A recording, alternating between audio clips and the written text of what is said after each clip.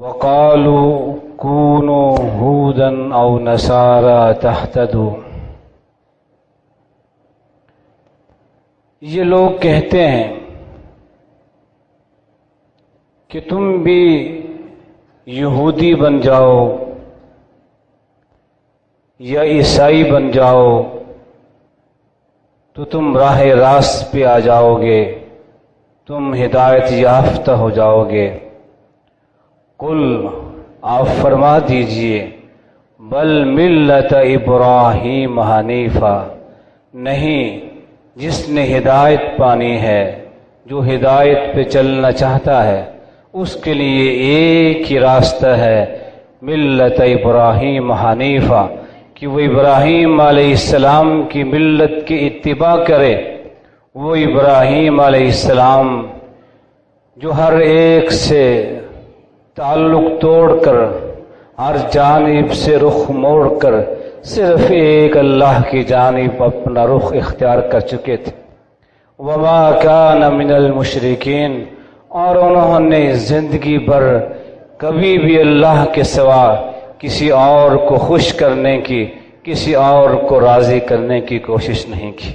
ہمیشہ ان کا مطمع نظر یہی رہا کہ ایک اللہ مجھ پہ راضی ہو جائے۔ مسلمان سنت ابراہیم پہ عمل کر کے رب ذوالجلال کے حضور اپنی قربانیوں کے نذرانے پیش کر چکے ہیں۔ رب ذوالجلال ان سب کی قربانیوں کو شرف قبولیت عطا فرمائے۔ جس نے جو بھی اللہ کی راہ میں خرچ کیا، جس قدر خرچ کیا، اللہ تعالیٰ اسے قبول فرمائے اور یہ چیز اس کی دنیا میں کامیابی اور آخرت میں کامیابی کا سبب بنائے، اور وہ مقصد جو ان قربانیوں سے امت کے دلوں میں پیدا کرنا تھا، وہ مقصد بھی، وہ ہدف بھی رب ذوالجلال ہمیں حاصل کرنے کی توفیق عطا فرمائے۔ قربانی مسلمانوں کا شعار ہے، یہ علامت ہے، نشان ہے، اور قومیں اپنے شعار کو، اپنے نشان کو، اپنے علم کو ہمیشہ قائم رکھتی ہیں، انہیں زندہ رکھتی ہیں، تاکہ امت اپنا وجود کھو نہ بیٹھے، امت مضبوط اور مستحکم ہو۔ اس لیے کہ جو قوم اپنے شعار کو فراموش کر دیتی ہے، اپنے شعار کو ترک کر دیتی ہے، وہ قوم اپنی منزل سے ہٹ جاتی ہے۔ یہ قربانیاں مسلمانوں کا شعار ہے۔ یہ اربوں روپے خرچ کر کے مسلمانوں کے اندر یہ جذبہ ایثار اور قربانی، ایک اللہ کو راضی کرنے کا اور ایک اللہ کے لیے ہر چیز قربان کر دینے کا، یہ جذبہ، یہی انسان سے، مسلمان سے مطلوب ہے۔ دین نام ہی قربانیوں کا ہے۔ دین ہم سے کبھی وقت کی قربانی مانگتا ہے، اپنی تجارت کو چھوڑ کر مسجد میں چلے آؤ نماز پڑھنے کے لیے۔ یہ دین کبھی ہم سے مال کی قربانی مانگتا ہے، زکوٰۃ کی شکل میں، حج کی شکل میں، اور کبھی ہم سے اپنی عزت و ناموس کی اور اپنے مال کی قربانی کا تقاضا کرتا ہے۔ یہ دین نام ہی قربانیوں کا ہے، اس کا ہر عمل اور ہر چیز ہم سے قربانی کا تقاضا کرتے ہیں۔ اور یہ جذبہ قربانی اگر امت کے دلوں سے نکل جائے تو پھر دین ختم ہو جاتا ہے، دین کا وجود باقی نہیں رہتا۔ دین یہی ہے، اپنا وقت بھی، اپنا مال بھی، اپنی جان بھی، اپنی اولاد بھی، ہر چیز کو ایک اللہ کو راضی کرنے کے لیے خرچ کر ڈالو، رب کی رضا کے حصول کے لیے ان چیزوں کو قربان کر ڈالو، وہ رب راضی ہو جائے، یہی تمہاری کامیابی ہے۔ دنیا کی دولت، دنیا کا مال اور یہ اولاد ہمارا مطمع نظر نہیں ہے۔ ہمارا مطمع نظر، ہمارا ہدف اور نصب العین صرف اور صرف یہ ہے کہ ایک اللہ ہم پہ راضی ہو جائے۔ اگر وہ راضی ہو جائے، ہمیں کسی چیز کے چھن جانے کی کوئی فکر نہیں ہے، لیکن سب کچھ چھن جائے اور ایک اللہ ہم سے پھر بھی ناراض رہے تو گویا ہم ناکام و نامراد۔ ساری دنیا ہمیں مل جائے لیکن وہ ایک اللہ ہمیں نہ ملے، وہ ہم سے ناراض رہے تو پھر بھی ہم ناکام ہیں۔ یہ قربانیاں، یہ سنت ابراہیم ہمیں یہی درس دیتی ہے کہ دیکھو جس طرح ابراہیم علیہ السلام نے اپنا سب کچھ رب ذوالجلال کی رضا کے لیے، اس کے حکم کی تعمیل کرتے ہوئے، اس کے دین پہ چلتے ہوئے قربان کر ڈالا۔ رب ذوالجلال نے انہیں اس دنیا میں بھی عزت عطا کی، اس دنیا میں بھی وہ عزت عطا کی کہ آج ہر مذہب و ملت والا یہی دعویٰ کرتا ہے کہ ہم ملت ابراہیم پہ ہیں۔ یہ رب ذوالجلال نے عزت عطا کی اور ابراہیم علیہ السلام کی یہ قربانی قیامت تک کے لیے اس کو قائم رکھا۔ جب تک قیامت نہیں آتی تب تک یہ سنت ابراہیم قائم رہے گی، لوگ اسے سنت ابراہیم کے نام سے یاد رکھیں گے۔ یہی وہ جذبہ ہے، وہ جذبہ ایثار ہے، جذبہ قربانی ہے جو کسی بھی قوم میں پیدا ہو جائے تو وہ قوم ناقابل تسخیر بن جاتی ہے، وہ قوم مضبوط اور مستحکم ہو جاتی ہے۔ لیکن جب کسی قوم کے دلوں میں یہ جذبہ ایثار و قربانی نہ رہے، وہ اپنا مال رب کی رضا کے لیے خرچ نہ کریں، رب کے بندوں کے لیے خرچ نہ کریں، اپنی جان کی فکر ہو میری جان بچ جائے، اپنی جان بچانے کے لیے ہر ایک چیز کو داؤ پہ لگا دیں، جب یہ ہرس، یہ لالچ اور موت کا خوف کسی قوم میں پیدا ہوتا ہے، وہ قوم نیست و نابود ہو جاتی ہے، تباہ و برباد ہو جاتی ہے۔ وہی قومیں زندہ رہتی ہیں، وہی قومیں کامیاب رہتی ہیں جن قوموں کے دلوں میں جذبہ ایثار ہو، وہ اللہ کے لیے، اللہ کی مخلوق کے لیے اپنا مال، اپنی اولاد، ہر چیز قربان کرنے پہ تیار ہو جائیں۔ جنہیں اپنی جان عزیز نہیں ہوتی، وہ اپنی جان بھی اللہ کی رضا کے لیے، اللہ کے دین کے لیے، اللہ کی مخلوق کے لیے قربان کر دیتے۔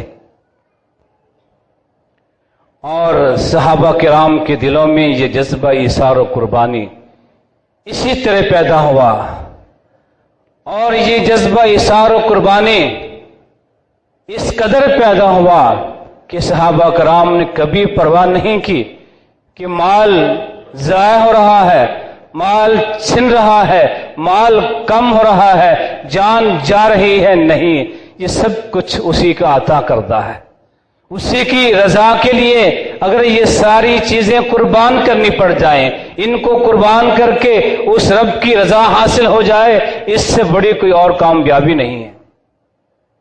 صحابہ کرام کے دلوں میں یہ بات پختہ ہو گئی تھی کہ یہ مال اس دنیا میں عزت کا سامان نہیں ہے، یہ اولاد دنیا میں کامیابی کا ذریعہ نہیں ہے، یہ جان اس دنیا میں عزت کا سامان نہیں ہے۔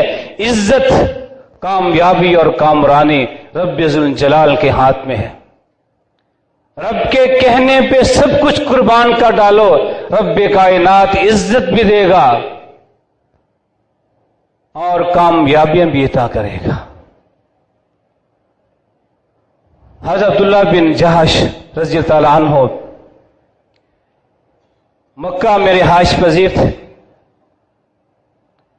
جب کافروں کے ظلم و ستم بڑھے، حبشہ کی جانب ہجرت کی، اپنا سب کچھ چھوڑ دیا، اور جب یہ سنا کہ قریش مکہ ایمان لے آئے ہیں، اسلام قبول کر لیا ہے، یہ جھوٹی افواہ حبشہ پہنچی، واپس آتے ہیں تو دیکھتے ہیں کہ نہیں، قریش تو ویسے کہ ویسے ظالم ہیں، مسلمانوں پہ ظلم ڈال رہے ہیں، ان کا خون بہا رہے ہیں، ہر طرح کا ظلم ان پہ ڈھا رہے ہیں۔ پھر ظلم و ستم کو برداشت کیا، اور جب رب ذوالجلال نے پھر مدینہ جانے کی اجازت دی تو مدینہ چلے جاتے ہیں۔ اپنا گھر، بہترین اور بہت بڑے گھر کے مالک تھے، سب کچھ اس ایک رب کی رضا کے لیے چھوڑ دیا۔ مدینہ جاتے ہیں، غزوہ احد کا وقت آتا ہے۔ حضرت سعد بن ابی وقاص بیان کرتے ہیں کہ غزوہ احد کے موقع پر عبداللہ بن جہش مجھ سے ملتے ہیں، تنہائی میں ہم بیٹھتے ہیں، تو میں نے عبداللہ سے کہا کہ عبداللہ میں ایک دعا کرتا ہوں، تم میری دعا پہ آمین کہنا، پھر تم دعا کرنا، تیری دعا پہ میں آمین کہوں گا۔ حضرت سعد بن وقاص کہتے ہیں کہ میں نے دعا کی کہ اے اللہ، کافروں میں جو سب سے بڑا بہادر ہے، جس کے دل میں ہمارے خلاف سب سے زیادہ دشمنی ہے، نفرت ہے، وہ میرے سامنے لا، میں اس سے مقابلہ کروں، وہ مجھ سے لڑے، میں اس سے لڑوں، پھر میں اس پہ غالب آ جاؤں، اسے قتل کر ڈالوں، اس کا سارا مال چھین کر میں فاتح بن کے واپس آؤں۔ میری اس دعا پہ عبداللہ بن جہش نے آمین کہا، اور پھر خود دعا کی کہ اللہ، میں بھی چاہتا ہوں تیری راہ میں جہاد کروں، میرا سامنا بھی دشمن کے سب سے بڑے بہادر کے ساتھ کر، دشمن کا سب سے بڑا بہادر شخص میرا مقابلہ کرے، میں اس سے مقابلہ کروں، اس سے جنگ کروں، مجھ سے جنگ کرے، میں اسے ماروں، زخمی کروں، اور مجھ پہ غالب آ جائے، مجھے شہید کر ڈالے۔ مجھے شہید کرنے کے بعد میرے کان کاٹ دے، میرا ناک کاٹ دے، اور کل قیامت کے دن جب رب مجھ سے پوچھے گا فیما جودیا انفکا و اذنک، اے عبداللہ تیرا ناک اور کان کیوں کاٹا گیا، تو میں کہوں گا کہ اے اللہ، فی کا و فی رسولی کا جودیا انفی و اذنی، میرا کان، میرا ناک تیرے لیے اور تیرے نبی کے لیے کاٹا گیا تھا۔ ساتھ کہتے ہیں کہ میں نے بھی آمین کہتے، اور پھر ایسے ہی ہوا۔ غزوہ احد میں عبداللہ بن جہش دشمن کے ساتھ جنگ کرتے ہیں، بڑے بڑے لوگوں کو مارتے ہیں، اور بالآخر ایک دشمن کے ہاتھ سے شہید ہو جاتے ہیں۔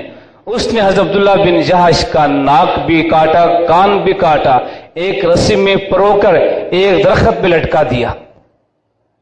یہ جذبہ تھا کہ یہ مال، وہ گھر، وہ محل، سب کچھ اللہ کے لیے چھوڑ دیا، یہ جان اسی کی ہے، اس کے دین کی خاطر، اس کے رسول کے لیے جان قربان ہو جائے، ہمارے لیے یہ اعزاز ہے۔ اپنی جان بھی قربان کر دی، اپنے اعضاء کٹوا دیے، تاکہ کل رب کے حضور کہہ سکے کہ اے رب، میں نے اپنی جان بھی تیرے لیے قربان کر دی، میرے اپنے جسم کے اعضاء بھی کٹوا دیے تیرے لیے۔ یہ جذبہ ایثار و قربانی اس قوم میں پیدا ہوا تو وہ ناقابل تسخیر قوم بن جاتی ہے کہ دنیا کی بڑی بڑی سپر پاوریں ان کے قدموں کی نوک پہ ہوتی ہیں، تباہ و برباد ہو جاتی ہیں، اور مسلمان جو نہتے تھے، کمزور تھے، وہ سب پہ غالب آ جاتے ہیں۔ یہ جذبہ ایثار و قربانی جس قوم میں بھی پیدا ہو جائے وہ قوم مضبوط ہو جاتی ہے۔ حضرت صہیب رومی یہ بھی غلام بن کے مکہ مکرمہ آئے تھے، وہاں محنت مزدوری کی، مال کمایا، جب سید کائنات کی دعوت ملی، اسلام قبول کر لیا، ہجرت ہوئی تو مدینے جانے لگے، جب مکے سے نکلے تو کافر پیچھے آ جاتے ہیں۔ آپ دیکھتے ہیں کہ دشمن میرے پیچھے ہیں، مجھے پکڑنے آ رہے ہیں، ایک مقام پہ کھڑے ہو جاتے ہیں اور اس سے مخاطب ہوتے ہیں کہ دیکھو میرے پاس 40 تیر ہیں، جب تک ایک ایک تیر تم میں سے ایک ایک شخص کے جسم میں پیوست نہیں ہو جاتا تم میرے قریب نہیں آ سکتے۔ اور جب میرے قریب آؤ گے میرے ہاتھ میں تلوار ہے، میں تمہارا مقابلہ کروں گا، مجھے اپنی جان کی پرواہ نہیں، میں سب کچھ چھوڑ کر اپنے رب کی حکم کی تعمیل کرتے ہوئے مدینہ جا رہا ہوں اپنے نبی کے پاس، تم کیا چاہتے ہو؟ کہا صہیب تم غلام بن کے مکہ میں آئے تھے، یہاں تم نے کاروبار کیا، مال کمایا، اب وہ مال لے کے مدینے جا رہے ہو، ہمیں یہ گوارا نہیں ہے۔ کہا مال چاہتے ہو؟ کہا کہ ہاں۔ کہا جاؤ پھر میرے گھر میں، گھر کے دروازے کی دہلیز کو نیچے سے کھودنا، وہاں سارا مال پڑا ہوا ہے، میں مال لے کے نہیں جا رہا، سب کچھ چھوڑ کے جا رہا ہوں، تمہیں مال چاہیے تو جاؤ واپس چلے جاؤ، میرے گھر کے دروازے کی دہلیز کو کھودنا، وہاں سے سارا مال مل جائے گا۔ یہ مال دشمن کے حوالے کر کے جب آپ مدینہ منورہ پہنچتے ہیں، رحمت کائنات سے ملاقات ہوتی ہے، تو آپ نے دیکھتے ہی فرمایا صہیب یا ابا یحییٰ ربی حل بیع، تو نے جو سودا کیا ہے سودا بڑا ہی فائدہ مند ہے۔ حضرت صہیب کو پتا تھا کہ جو میں مال دشمن کو دے کے آیا ہوں اس بات کو کوئی بھی نہیں جانتا، اللہ کے نبی نے کیسے جان لیا کہ میں دشمن سے سودا کر کے آیا ہوں؟ فرمایا اللہ کے نبی کیا آپ کو جبرائیل نے بتایا؟ کہا کہ ہاں مجھے جبرائیل نے بتایا ہے کہ صہیب دشمن کے ساتھ یہ سودا کر کے آیا ہے، اپنا مال دشمن کو دے کے آپ کی جانب آ رہا ہے، تمہارا یہ سودا رب ذوالجلال کو بہت پسند ہے اور یہ سودا تیرے لیے بہت فائدہ مند ہے۔ یہ جذبہ تھا کہ یہ مال جو اللہ نے دیا ہے، اس مال کی خاطر، یہ مال تو اس لیے دیا ہے اس سے ہم دین کی خدمت کریں، اس سے عزت بنائیں، لیکن جب مال کی ہرس دل میں پیدا ہو جاتی ہے، انسان مال خرچ کرنے کے بجائے مال سمیٹنے کی کوشش کرتا ہے، اس کی تمنا ہوتی ہے، ہرس ہوتی ہے مجھے مال مل جائے، تو پھر ایسی قومیں اپنا وجود قائم نہیں رکھ سکتی، ایسی قوموں کا وجود خطرے میں پڑ جاتا ہے جس کے ہر فرد کے دل میں مال کی محبت ہو، مال کی ہرس۔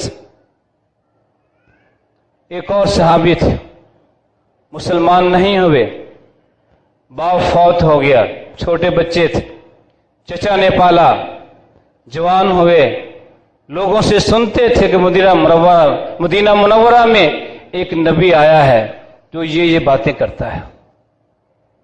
دل میں بات تھی کہ شاید میرا چچا بھی کسی دن اس نبی کی دعوت قبول کرنے کے لیے مدینہ منورہ چلا جائے۔ جب کافی انتظار کیا چچا تیار نہ ہوا، ایک دن کہتے ہیں کہ اے چچا، میری دلی چاہت تھی کہ تم بھی اس نبی پہ ایمان لے آؤ جو نبی مدینہ میں آیا ہے، لیکن تم اس پہ تیار نہیں ہو رہے، میں تو جا رہا ہوں۔ کہا بھتیجے تم جا رہے ہو لیکن میری ہر چیز مجھے واپس کر کے جاؤ، میرا مال جو میں نے تم پہ خرچ کیا ہے، میرا مال جو تیرے پاس ہے یہ واپس کر دو، یہاں تک کہ جسم پہ جو لباس ہے یہ لباس بھی واپس کر دو، پھر چلے جاؤ۔ وہ جسم کے کپڑے بھی اتارتے ہیں، ہر چیز اتار کے چچا کے حوالے کرتے ہیں، اپنی ماں کے پاس جاتے ہیں۔ گھر میں ایک ٹاٹ تھا، اس کے دو حصے کیے، ایک کی دھوتی بنائی، ایک جسم پہ اوڑھ کے مدینہ چلے آتے ہیں۔ رات کا ٹائم تھا، مسجد نبوی کے باہر آ کے لیٹ جاتے ہیں، صبح سحری کے ٹائم پہ رحمت کائنات تشریف لاتے ہیں، دیکھتے ہیں کہ ایک اجنبی آدمی یہاں لیٹا ہوا ہے، پوچھتے ہیں کون ہو؟ کہا عبدالعزیٰ۔ کہا نہیں، تم آج کے بعد عبدالعزیٰ نہیں ہو، عبداللہ ہو، تمہارا نام عبداللہ ہے، یہ عبدالعزیٰ نام ہے بت پرستوں کا اور عبداللہ نام ہے توحید پرستوں کا، اور ان دو ٹاٹوں کی وجہ سے اسے ایک لقب دیا ذوالبجادین، دو ٹاٹوں والا، اس سے محبت کی، بڑی عزت دی، بڑا پیار دیا، مسجد نبی میں رکھا۔ اور پھر آپ کی زندگی کا آخری غزوہ تبوک آیا، یہ صحابی عبداللہ ذوالبجادین بھی ساتھ۔ اس غزوہ میں جنگ نہیں ہوئی، इस सहाबी की तमन्ना थी कि मैं इस जंग में शहीद हो जाऊं। आपने कहा कि अब्दुल्ला, मैं अल्लाह से दुआ करता हूं अल्लाह तुझे दुश्मन के तीर से महफूज रखे। कहा अल्लाह के नबी, मैं तो शहीद होना चाहता हूं। कहा कोई बात नहीं, जो शख्स घर से निकल आए, जंग के लिए निकल आए, बेशक वो बीमार होकर मर जाए, वो शहीद ही होता है। इस जंग में लड़ाई नहीं हुई, रास्ते में अब्दुल्ला जुल्बुजैदैन बीमार हो जाते हैं, उसी बीमारी से इनका इंतकाल हो जाता है। हज़रत अब्दुल्ला बिन मसूद बयान करते हैं कि रात का वक़्त था, मैंने देखा कि एक जगह रोशनी नजर आ रही है। मैं उठ के वहां जाता हूं, देखता हूं कि एक कब्र खोदी गई है। उस कब्र के अंदर रहमते कायनात खड़े हैं। उस कब्र के बाहर इस उम्मत के अफजल तरीन शख्स अबू बकर सिद्दीक और हज़रत उमर फारूक खड़े थे, और वो एक मैयत को अल्लाह के रसूल के हाथों में दे रहे थे। मैं आगे बढ़ा, मालूम करूं ये कौन है जिसे अल्लाह के नबी अपने हाथों से कब्र में उतार रहे हैं। अबू बकर उमर जैसे किबार सहाबा अपने हाथों से उन्हें पकड़ा रहे हैं। मालूम हुआ कि वो मैयत अब्दुल्ला जुल्बुजैदैन की थी।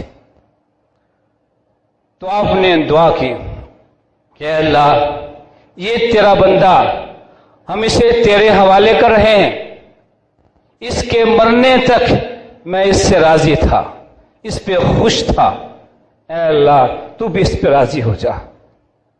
इब्न मसूद कहते हैं कि मैंने ये सब कुछ देखकर, ये सुनकर तमन्ना की, काश ये मैयत अब्दुल्ला की ना होती, अब्दुल्ला बिन मसूद की होती, मेरी मैयत होती। अल्लाह के नबी अपने हाथों से मुझे कब्र में उतारते, मेरे लिए दुआ करते कि अल्लाह मैं इस पे राजी हूं, तू भी राजी हो जा। ऐसी बेमिसाल मौत उन सहाबा को नसीब हुई जिनके दिल में जज्बा इसार और कुर्बानी था। घर बार छोड़ के, चचा की दौलत को ठुकरा के, कपड़े उतार के, टाट पहन के मस्जिद नबी में आते हैं, और आपको इज्जत मिली, एहतराम मिला, मोहब्बत मिली, और फिर आखिर उम्र में, आखिरी वक्त में वो दुआ मिली जिस दुआ को सुन के हर मोमिन की तमन्ना होगी, काश ये दुआ मुझे मिलती। ये है वो जज्बा इसार और कुर्बानी जिससे कौमें जिंदा रहती हैं, जिससे कौमें मजबूत रहती हैं। और ये जज्बा महज मर्दों में नहीं था, मुसलमान औरतों में, सहाबियात में ये जज्बा था। हज़रत उम्मे अमारा रिज़वानहा, ये इनके बेशुमार वाक़ियात हैं। ये वो औरत हैं जो हिजरत से पहले बैत अक़बा सानिया में शरीक हुई। उस वक़्त मदीने से 72 मर्द और 2 औरतें सैयदे कायनात के हाथ पे बैत करने के लिए और आपको दावत देने के लिए आए थे कि आप मक्का छोड़ के हमारे पास चले आए, हम आपकी हिफाजत करेंगे, आपका दिफा करेंगे, अपना माल आपके हवाले कर देंगे। उनमें ये औरत उम्मे अमारा भी थी। ग़ज़वा उहद में ये शरीक थी ताकि जख्मियों को पानी पिलाए, उनकी खबरगिरी करे, जख्मियों की मरहम पट्टी करे। लेकिन जब मुसलमानों की गलती के साथ ऐसी कैफियत पैदा हुई कि मुसलमान मैदान जंग से भाग गए, पहाड़ों पे चढ़ गए, तुम में हमारा बयान करती हैं कि एक वक्त ऐसा भी आया, सिर्फ मैं, मेरा बेटा और मेरा खावंद आपके पास थे। हम तीनों आपका दिफा कर रहे थे, आपकी हिफाजत कर रहे थे। दुश्मन आपकी जानिब बढ़ रहा था और मैं आगे बढ़ के दुश्मन के साथ जंग कर रही थी। इनके जिस्म पे 12 जख्म आए थे और एक गहरा जख्म भी आया जो 1 साल तक उसका इलाज होता रहा। इनके हाथों से बड़े बड़े दुश्मन जो आगे बढ़ रहे थे जहन्नम रसीद हुए। और आपने दुआ दी थी, क्या उम्मे मारा, अल्लाह ताला तुझे और तेरे सारे खानदान को जन्नत में मेरा साथी बनाए। ये दुआएं ली किस वजह से? ये जज्बा था कि औरत भी है, मरहम पट्टी के लिए आए थे, लेकिन जब देखा कि मर्द मैदान से भाग गए हैं, मैदान में डट गए, एक हाथ में तलवार है, एक हाथ में ढाल है, दुश्मन के तलवार को ढाल से रोकती थी और एक हाथ से तलवार चला के उसको मार डालती थी। और इन्हीं का बेटा जंग यमामा में जब मुसैलमा बिन कज़्ज़ाब ने नबूवत का झूठा दावा किया और बहुत से लोग उसके साथ मिल गए, उस जंग में भी ये उम्मे अमारा अपने बेटे के साथ वहां मौजूद थे। इस जंग से पहले रहमत कायनात ने इन्हीं के बेटे हबीब बिन ज़ैद को सफीर बना के भेजा था, मुसैलमा से बात करने के लिए, समझाने के लिए, तुम जो कर रहे हो गलत कर रहे हो। लेकिन मुसैलमा ने सफीर का भी एहतराम न किया, उसे भी जालिमाना अंदाज में शहीद कर डाला। एक बेटा शहीद हो जाता है, दूसरे बेटे अब्दुल्ला बिन ज़ैद को लेके जंग यमामा में शरीक होती हैं और मुसैलमा कज़्ज़ाब का मुकाबला करती हैं। वाशी ने मुसैलमा पे खंजर से हमला किया, वो जख्मी हुआ। उम्मे मारा का बेटा अब्दुल्ला बिन ज़ैद आगे बढ़ता है और तलवार से उसका सर कलम कर देता है। खुशी होती है मां को कि वो अल्लाह के रसूल का दुश्मन जिसने झूठी नबूवत का दावा किया था, मेरे बेटों के हाथों जहन्नम रसीद हुआ। ये जज्बात औरतों के भी थे। और जिस कौम के अंदर इस तरह के लोग हों जो अपनी जान माल हर चीज कुर्बान करने पर तैयार हो, ये अपनी कौम के हीरो होते हैं। उमर फारूक ने ऐसे लोगों की बड़ी इज्जत की, बड़ा इकराम किया। माल तकसीम कर रहे थे, एक आदमी को देखा, उसके चेहरे का गोश्त कटा हुआ था। पूछा, तुम्हारे चेहरे पे क्या हुआ है? चेहरे पे गोश्त नहीं है। कहा, जी एक जंग में शरीक था, जंग में चेहरे का ये गोश्त कट गया था। दिल में आया, ये तो कौम के हीरो हैं जिन्होंने कौम के लिए कुर्बानियां दी हैं। कहा से 1000 इनाम दे दो। उसे 1000 दे दिया गया। चंद मिनट बाद फिर दिल में बात आई, कहा 1000 और दे दो। 2000 दे दिए गए। चंद मिनट बाद फिर कहते हैं इसे 1000 और दे दो।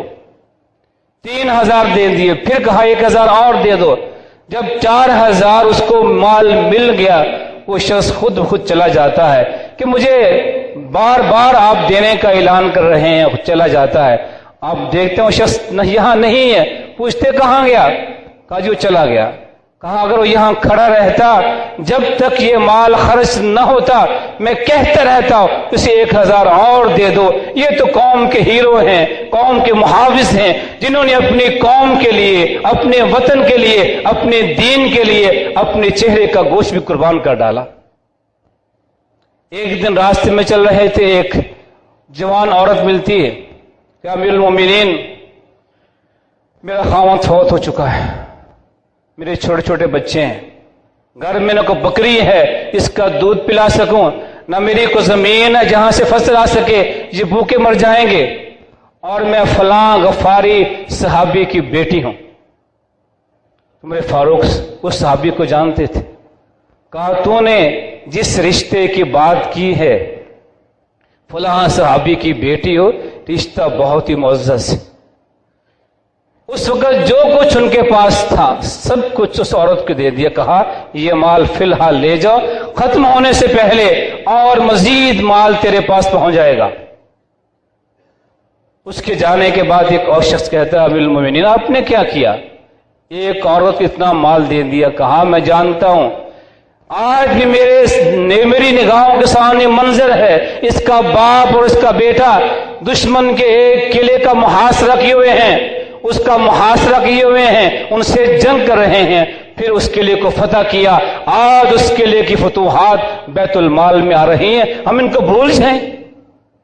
इनके बाप ने, इसके भाई ने वो खिदमात अंजाम दिए हैं, उनका हमारा हक बनता है इनको याद रखें, इनकी जरूरत पूरी करें। एक और मौके में देखते हैं कि एक शख्स बाएं हाथ से खाना खा रहा है। कहा भी दाएं हाथ से क्यों नहीं खाते हो?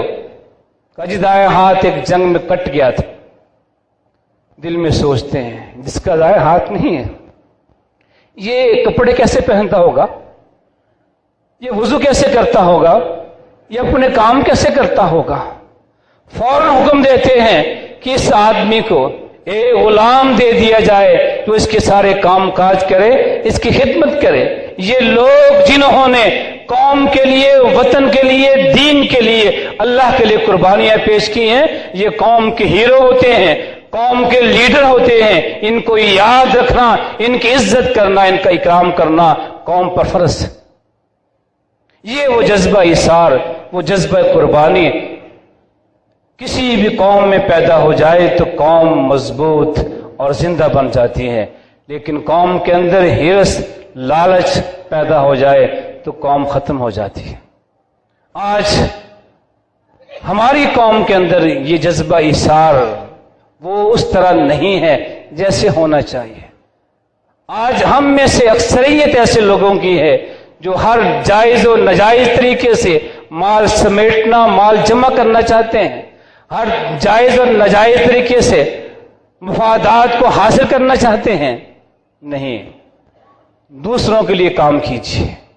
جذبہ قربانی یہ ہے جو کمایا ہے، رب نے تمہیں دیا ہے، رب کی مخلوق پہ خرچ کیجئے، صرف اپنی ذات پہ نہیں، اپنی اولاد کے نہیں، اللہ کی مخلوق پہ خرچ کیجئے، اللہ آپ کو اور دے گا۔ اللہ کے دین کے لیے خرچ کیجئے، اللہ آپ کو اور دے گا۔ اور جب یہ چیز کسی قوم میں پیدا ہو جائے، پھر کوئی مظلوم برما میں ہو، شام میں ہو، عراق میں ہو، فلسطین میں ہو، افغانستان میں ہو، کشمیر پہ ہو، ہر مومن کا دل دھڑکتا ہے اس کی تکلیف کو سن کے۔ اور جب یہ چیز قوم کے اندر پیدا ہو جائے، محض زبان کی حد تک نہیں، نعرے بازی کی حد تک نہیں، جلوس اور ریلیاں نکالنے کی حد تک نہیں، بلکہ عملی طور پر ہم کچھ کریں، جیب سے مال نکال کے ان تک پہنچانے کی کوشش کریں جو بھوکے ہیں، مظلوم ہیں، زخمی ہیں، بے گھر ہیں، جن پہ ظلم و ستم ہو رہا ہے، تو یہ تو قربانی ہے، جذبہ ایثار ہے۔ لیکن ان کے نام پہ ہم ریلیاں نکال لیں، جلسے کر لیں، جلوس نکال لیں، لیکن ان کی تعاون کے لیے ایک پیسہ بھی خرچ نہ کریں، یہ جذبہ ایثار نہیں ہے، یہ خود غرضی ہے، مفاد پرستی ہے جو آج ہماری قوم میں پیدا ہو چکی ہے۔ آج ہمارے لیڈر بیان بازی کی حد تک ہیں، جلوس نکالیں گے، ریلیاں نکالیں گے، لیکن اس سے پوچھا جائے کہ اپنی جیب سے نکال کے وہاں بھیجا کیا ہے؟ کچھ نہیں۔ یہ جذبہ ایثار و قربانی نہیں ہے۔ جلوس اور ریلیوں کے ساتھ ان مظلوموں کو کوئی فائدہ نہیں پہنچے گا، ان کی کوئی معاونت نہیں ہوگی۔ مال خرچ کیجئے اور ہر ایسے طریقے سے جو طریقہ بھی ان تک مال پہنچانے والا ہو وہاں تک مال پہنچائیے۔ آپ کچھ نہیں کر سکتے ہیں تو دعا تو کر سکتے ہیں، دعا کیجئے، ان مظلوموں کے لیے دعا کیجئے، ظالموں کی بربادی ہلاکت کے لیے بد دعا کیجئے، یہ تو آپ کر سکتے ہیں، یہ کیجئے۔ اللہ تعالی ہم سب کو توفیق دے کہ ہم جذبہ قربانی کو سمجھے اور اسے پیدا کریں۔ البلا۔